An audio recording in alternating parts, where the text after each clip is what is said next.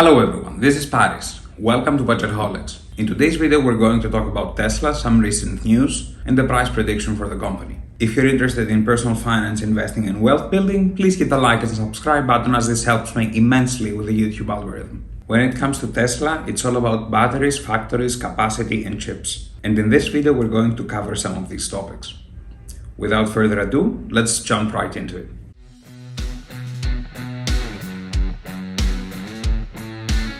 The first piece of news is that Panasonic sold off its Tesla stock. This was announced yesterday and it seemed to benefit both companies in terms of stock price. Panasonic, up to 2020, was Tesla's primary supplier of batteries. However, it has also struck deals with LG and CATL, a Chinese company, which is rumored to also building a factory near the Tesla Gigafactory in Shanghai. Batteries is what makes Tesla ahead of its competition. And there are two scenarios that could play out here. Either Tesla is switching suppliers, so that's why Panasonic sold off the stock, or Tesla, while switching suppliers, is also developing their own batteries internally. We could potentially see Tesla doing something similar to what Apple did with the M1 chip, which means manufacturing the entire thing itself. However, this is just speculation at this point. The second piece of news relates to Starlink, which is a part of SpaceX, another Elon Musk company. Currently, around 1,500 Starlink satellites orbit the Earth. According to Morgan Stanley, Starlink is the most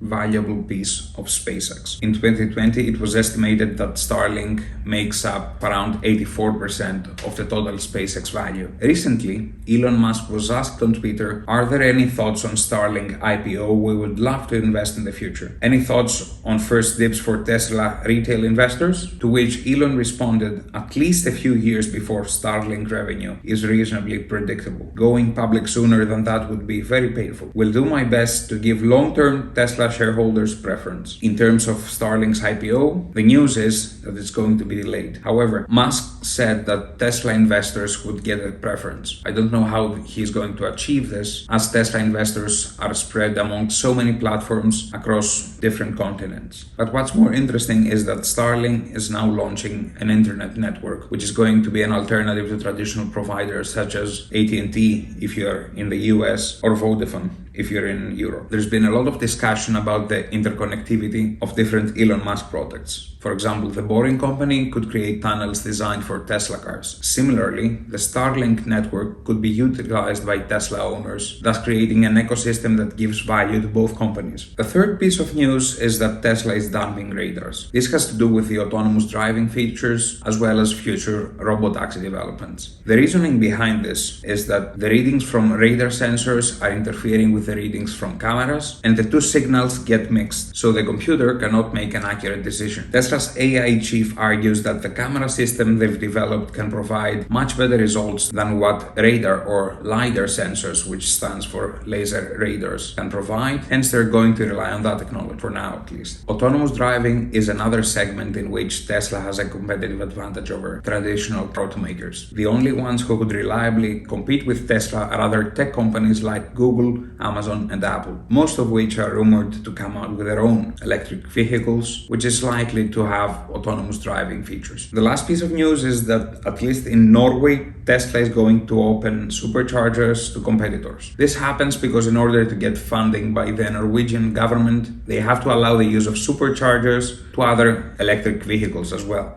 This could potentially be a new stream of income for the company, where they provide charging as a service. I'm still looking into how much revenue this could generate for Tesla. So where does this leave us in terms of price target? According to an ARC report, there are three scenarios for Tesla's future price. The bear case is that Tesla's stock price could reach $1,500 by 2025. To me, that's a very bearish case. The reason is that by the end of 2021, the Austin Gigafactory is expected to be completed, which at full capacity is expected to be able to produce 1 million cars per year. Also by the end of 2022, the Berlin Gigafactory is expected to be completed if no further European red tape stalls production. The Berlin Gigafactory will add an additional capacity of 1 million cars per year. Now, capacity means nothing if there isn't any demand for the product. Even if Tesla could produce 10 million cars per month today, it would still mean nothing if those cars weren't bought. ARK's bull case is that Tesla will reach $4,000 per share by 2025. They've assigned a 25% probability to both the bear and the bull case. And the basis case is that Tesla will reach $3,000 per share by 2025. I leave a link to the report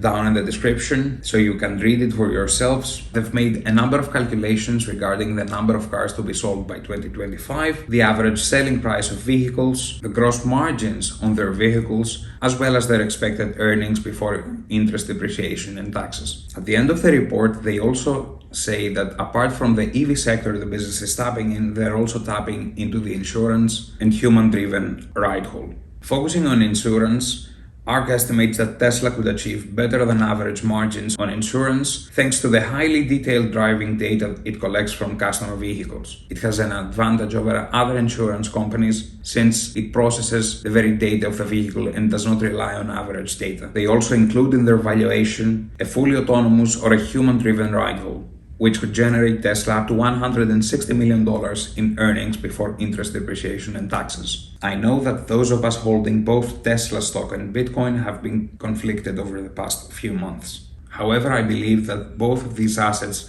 are going to perform well over the next years. I'd love to hear your thoughts down in the comments. And if you enjoyed this video, please hit the like and subscribe button, as this really helps me with the YouTube algorithm. If you got any value from today's video, also feel free to share it with anyone you think might enjoy it as well. Until we meet again, don't stop investing. Cheers.